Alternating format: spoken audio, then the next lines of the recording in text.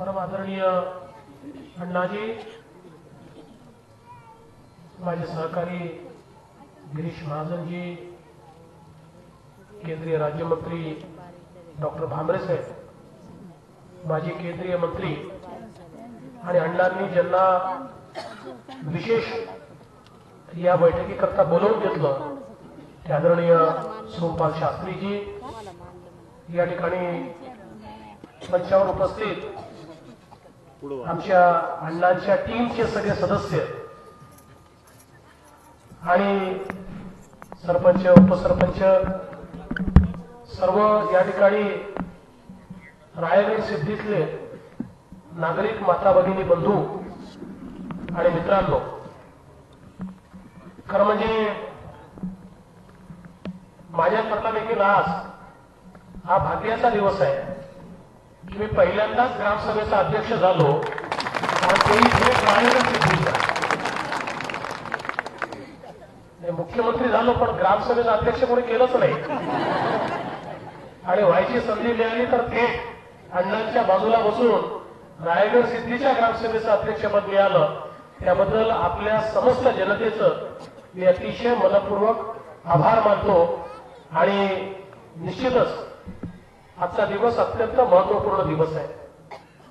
आदरणीय अण्णांनी आपल्या उभ्या आयुष्यामध्ये सातत्याने समाजाकरता विविध आंदोलनं केली. अण्णांना कुठलाही व्यक्तिगत स्वार्थ नाही. घर परिवार संसार तुम्हीच सगळे त्यांचा आहात आणि महाराष्ट्रातली देशातली जनता आहे. आणि म्हणून प्रशासन सुधारलं पाहिजे, राजकारण सोडवलं पाहिजे, देश सुधारला पाहिजे या दृष्टीनं सातत्याने विविध आंदोलनाच्या माध्यमातून आदरणीय अण्णांनी सरकारला वेळोवेळी निर्णय घेण्याकरता भाग पाडला. आता ही अण्णांचं आंदोलन हे मागील 7 दिवसांपासून सुरू होतं आणि आम्हाला सगळ्यांना फार चिंता होती.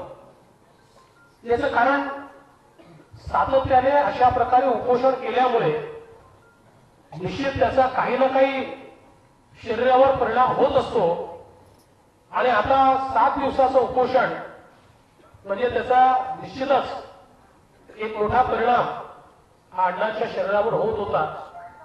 आणि म्हणून आज आम्ही हा निर्धार करूनच आलो होतो की काही झालं तरी जोपर्यंत अण्णांचं उपोषण संपत नाही तोपर्यंत रायगड सिद्धी सोडायचंच नाही. रात्रभर इथे राहावं लागलं. आज अण्णांच्या आश्रमातच राहायचं ठरवून आलो होतो आणि खरोखर मी अण्णांचे खूप मनपूर्वक आभार मानतो की अण्णांनी आम्हाला उत्तम त्या ठिकाणी समजून घेतलं, प्रत्येक अडचणीतनं मार्ग काढला. त्यांना जे हवं होतं ते आमच्याकडनं त्यांनी करवून घेतलं, पण ते करवताना स्वतः करता काही नाही तर देशाकरता, समाजाकरता आणि शेतकऱ्यांकरता आमच्याकडनं त्यांनी या ठिकाणी या सगळे निर्णय करून घेतले आणि म्हणून मी त्यांचे अतिशय मनपूर्वक आभार मानतो. लोकपालच्या संदर्भात सातत्याने अण्णांनी मोठ्या प्रमाणात या ठिकाणी आंदोलनं केली आणि त्यानंतर लोकपालचा कायदा झाला, लोकपाल नेमला पाहिजे याकरता अण्णांनी त्या ठिकाणी आग्रह धरला होता. अण्णांना आता आम्ही माननीय पंतप्रधान मोदीजींच्या माध्यमातून त्यांच्या कार्यालयाच्या माध्यमातून पत्र दिलंय आणि त्यात अतिशय स्पष्टपणे सांगितलंय की जी सर्च कमिटी आहे ती सर्च कमिटी 13/2/2019 म्हणजे फेब्रुवारीच्या 13 तारखेला या संदर्भातली बैठक घेते आहे आणि सुप्रीम कोर्टाने देखील या संदर्भात काही डेडलाईन दिलेली आहे.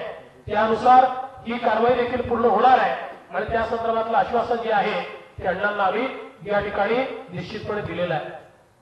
महाराष्ट्रामध्ये जे लोकायुक्त आहेत त्याचा जो कायदा आहे हा अत्यंत जुना आहे आणि म्हणून अण्णांची इच्छा होती की महाराष्ट्रामध्ये एक मॉडेल कायदा तयार झाला पाहिजे. महाराष्ट्राने देशाला कायदे दिले आहेत आणि म्हणून महाराष्ट्रात देखील ज्याप्रमाणे केंद्रात लोकपालचा कायदा झाला, महाराष्ट्रात नव्याने लोकायुक्ताचा कायदा झाला पाहिजे आणि म्हणून त्यांनी या ठिकाणी सूचना केली की एक जॉईंट ड्राफ्टिंग कमिटी तयार करावी ज्याच्यामध्ये अण्णा सुचवतील अशी नावं असतील आणि सरकारची नावं असतील आणि या कमिटीने या संदर्भातला नवीन ड्राफ्ट तयार करावा आणि आता जे पुढचं अधिवेशन येत आहे आपलं बजेटचं अधिवेशन, आता तर आपलं छोटं अधिवेशन आहे 25 तारखेपासून ते 3 दिवसाचं 5 दिवसाचं आहे, पण जे आपलं बजेटचं अधिवेशन येणार आहे त्या बजेट अधिवेशनामध्ये ते विधेयक मांडावं अशा प्रकारची अण्णांनी सूचना केल्यानंतर ती सूचना देखील आम्ही स्वीकारली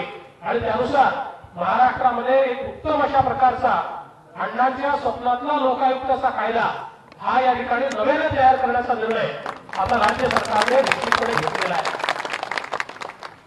खरं तर शेतकरी जे आहेत तो अण्णांचा आत्मा आहे आणि त्यामुळे शेतकऱ्यांच्या संदर्भात विविध निर्णय झाले पाहिजे ही सातत्याने अण्णांची त्या ठिकाणी मागणी आहे. मग त्यानुसार कृषी मूल्य आयोगाची स्वायत्तता असेल किंवा आताच केंद्र सरकारने अनेक वर्षानंतर जो या ठिकाणी लागत मूल्यावर 50% पकडून हमी भाव दिलाय त्याच्यामध्ये सुधारणा करून तो C2+50 या पद्धतीने करावा असा विषय असेल किंवा नाशिवंत फळभाज्या यांच्या संदर्भातला जो काही अन्याय होतो त्याच्यावर उपाययोजना असेल किंवा वेगवेगळ्या प्रकारचे ज्या शेतकऱ्यांच्या मागण्या असतील या संदर्भात देखील अण्णांचा आग्रह होता आणि म्हणून त्या संदर्भात आज निर्णय झाला की भारताचे कृषी मंत्री यांच्या अध्यक्षतेखाली एक कमिटी तयार होईल आणि अण्णांच्या वतीनं स्वतः सोमपाल शास्त्रीजी जे आपले तज्ञ आहेत जे मंत्री राहिले आहेत आणि खरं तर स्वामीनाथन आयोगापूर्वी मूळ आयोगाचे अध्यक्ष ते होते आणि म्हणून त्यांना अण्णांनी याच्यावर नेमलेलं आहे आणि ही समिती एक टाइम बाउंड पद्धतीनं या ठिकाणी या सगळ्या बाबीवर निर्णय घेईल आणि ज्या शिफारसी ही समिती देईल त्याच्यावर केंद्र सरकार कारवाई करेल याला देखील आपण मान्यता दिली आहे. आणि यासोबत अण्णांनी हे सांगितलं की शेतकऱ्याला आता 6,000 रुपये केंद्र सरकार थेट देणार आहे. अण्णांनी सांगितलं की हे पैसे कमी आहेत याच्यामध्ये देखील वाढ झाली पाहिजे. आम्ही अण्णांना विनंती केली की पहिल्यांदा देशामध्ये अशा प्रकारचा निर्णय इतक्या वर्षानंतर झाला. यापूर्वी कधी हा निर्णय झाला नव्हता पण आपली भावना योग्य आहे सरकारला वाटतं आणि म्हणून आम्ही त्याच्या निदर्शनाला केंद्रीय वित्तमंत्र्यांनी त्या ठिकाणी ते देखील आम्ही लिहून दिलं आणि त्यांनी अतिशय स्पष्टपणे सांगितलंय की ही सुरुवात आहे आणि आम्ही अधिकचे संसाधनं जमा करतोय आणि त्यातनं आम्हाला देखील याच्यामध्ये वाढ करायची आहे आणि त्यासोबत केंद्रीय कृषी मंत्र्यांनी हे देखील सांगितलं की आम्ही तर वाढ करूच पण राज्यांना देखील आम्ही सांगू की राज्यांनी याच्यामध्ये आपला हिस्सा जर उचलला तर त्यातनं शेतकऱ्याला निश्चितपणे चांगल्या प्रकारे दरवर्षी मदत मिळेल आणि आज जो आमचा शेतकरी अडचणीत आहे तो त्यातनं निश्चितपणे बाहेर येऊ शकेल. खरं म्हणजे कृषीच्या संदर्भातल्या अनेक बाबी आहेत त्या सगळ्या बाबी मी सांगत नाही पण या सगळ्या बाबींवर सकारात्मक चर्चा होत आणि त्या संदर्भातले निर्णय हे आपण या ठिकाणी घेतलेले आहेत. खरं तर हे सगळे जे निर्णय या ठिकाणी आपण केले आहेत या संदर्भात आता पुढची जी कारवाई आहे ती देखील अत्यंत वेगाने होईल. पण मी या निमित्ताने खरोखर रायगड सिद्धीच्या आमच्या ग्रामस्थांचं अतिशय मनपूर्वक अभिनंदन करतो की ज्या प्रकारे त्यांनी या ठिकाणी अण्णांच्या पाठीशी उभं राहून एका परिवाराप्रमाणे 7 दिवस अखंडपणे हे आंदोलन चालवलं आणि मी माहिती घेतल्यावर समजलं की याच्यामध्ये सगळ्यात पुढे जर कोणी असेल तर आमच्या माता भगिनी महिला या सगळ्यात पुढे होत्या की ज्यांनी आपला नगर जिल्हा त्या ठिकाणी दरावून सोडला आणि त्यातलं खऱ्या अर्थानं मला असं वाटतं की आज इतके सकारात्मक निर्णय झाले त्याकरता अण्णांचं उपोषण हे तर कारणीभूत आहेच पण तुमच्यासारख्या लोकांचा जो आशीर्वाद आणि पाठिंबा हा अण्णांच्या पाठीशी आहे. मला असं वाटतं ते देखील त्यातलं एक अत्यंत महत्वाचं कारण आहे. एक गोष्ट अजून मला निदर्शनास आणून देण्यात आली की काल मोर्चा गेला होता पण मोर्चाचं जे काही निवेदन होतं ते स्वीकारण्यास जिल्हाधिकाऱ्यांनी काही प्रोटोकॉलची अडचण सांगितली. मी आजच अण्णांना या ठिकाणी सांगितलंय की आम्ही आता अशा प्रकारे त्या ठिकाणी शासन निर्णयच काढणार आहोत की ज्या शासन निर्णयामध्ये जिल्हाधिकारी असतील किंवा आपले तहसीलदार असतील ज्यांनी लोकांना भेटलं पाहिजे समोर गेलं पाहिजे त्यांनी निवेदन आधी काढले पाहिजे आणि जर हा काही जुना प्रोटोकॉल असेल तो सगळा बदलून टाकून प्रशासन लोकाभिमुख असलं पाहिजे अशा प्रकारचा प्रोटोकॉल हा नव्याने अण्णा आम्ही आपल्या प्रेरणेला तयार करू कारण शेवटी आम्ही जनतेचे सेवक आहोत ते जनतेचे सेवक आहे, आम्ही सगळे जनतेचे नोकर आहोत, जनता आमचा मालक आहे, त्यामुळे मालकाला भेटणार नाही अशा प्रकारची भूमिका आम्हाला कोणाला स्वीकारता येणार नाही. हे ठीक आहे की हे ठरवता येईल की कुठल्या निवेदन देण्याकरता कोणीच जावं हे ठरवता येईल, पण कोणीच जाऊ नये आम्ही झालाच नाही अशा प्रकारचा प्रोटोकॉल हा पूर्णपणे या ठिकाणी निश्चितपणे बदलण्यात येईल. खरं तर अनेक गोष्टी या ठिकाणी बोलायची इच्छा आहे, पण मी फार का बोलणार नाही. पण अण्णांना एकच गोष्ट सांगतो, अण्णा तुमची या महाराष्ट्राला आणि देशाला खूप गरज आहे. तुम्ही भावनिक आहात, तुमचं जीवन लोकांना समर्पित आहे आणि त्यामुळे भावनेत तुम्ही हा निर्णय घेता की आता मी प्राण त्यागीन. पण माझी तुम्हाला विनंती आहे की तुम्ही जिवंतपणे लोकांना मार्गदर्शन देऊन त्यांच्या जीवनात जे परिवर्तन करू शकता तेच परिवर्तन या भारताला आणि महाराष्ट्राला अपेक्षित आहे. त्यामुळे आमची तुम्हाला सगळ्यांच्या वतीनं विनंती आहे, आमचं चुकलं तर आमचा कान ओढा.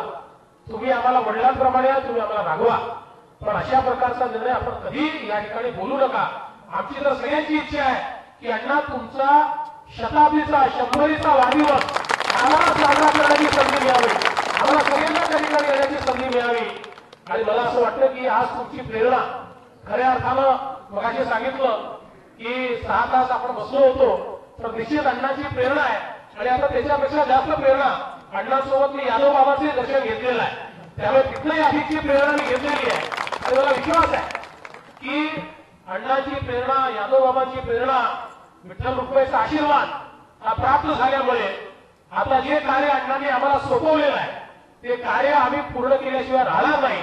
आणि निश्चितपणे या ठिकाणी अण्णांवर अशा प्रकारची वेळ येऊ नये हा निश्चितपणे आम्ही प्रयत्न करून आणि अण्णांचा जो काही आज या ठिकाणी त्याची जी अपेक्षा आहे ती अपेक्षा पूर्ण करण्याकरता आम्ही सगळे लोक या ठिकाणी काम करू.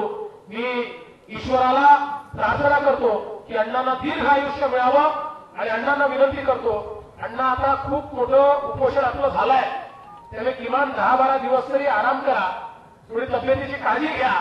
आणि मला माहिती आहे की तुम्ही डॉक्टर वगैरे जरा मानत नाही, पण ते आपले जे डॉक्टर ज्याच्यावर तुमचा विश्वास आहे त्याच्यावर तरी विश्वास ठेवून आता जरा धनंजय पोटे ना धनंजय पोटेवर विश्वास ठेवून आता तब्येतीची काळजी घ्या. आणि त्या ठिकाणी माझी तर विनंती अशी आहे की एक 5-7 दिवस अण्णा थोडंसं ऍडमिट होऊन एकदा तब्येत नीट करा, त्यानंतर मग तुमचा आवाज तर बोलत आहेच, म्हणजे 7 दिवस उपोषण केल्यानंतर यांची काय अवस्था झाली होती मी बघितली होती.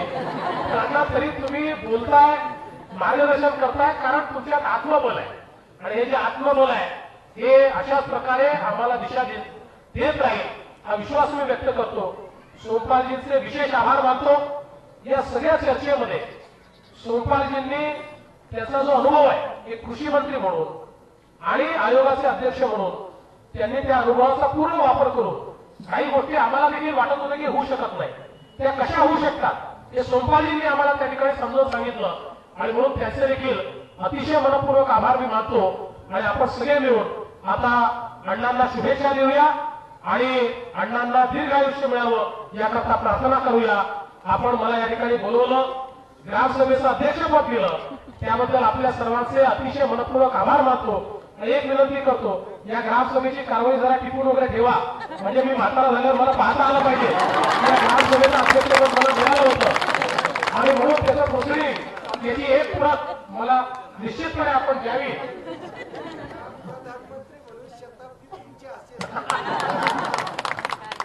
पोपटरावजी मागे बसल्यात त्यामुळे माझं त्यांच्याकडे लक्ष नव्हतं, पण त्यांचा उल्लेख केला पाहिजे की पोपटरावजी या संपूर्ण आमच्या संवादामध्ये अतिशय सकारात्मकतेने आणि दरवेळेसच सकारात्मकतेनं याच्यामध्ये आमच्या सोबत ते असतात. म्हणून पोपटरावजी आपले देखील अतिशय मनपूर्वक मी आभार मानतो. आणि आता लाभेश तुमचा या ठिकाणी उपोषण सुटलं असल्यामुळे आता चूल चालू करा आणि नक्की देवळ करा एवढी आपल्या सगळ्यांना विनंती करतो. पुन्हा एकदा आपल्या सगळ्यांचे आभार मानतो. धन्यवाद. जय हिंद, जय महाराष्ट्र, भारत माता की जय.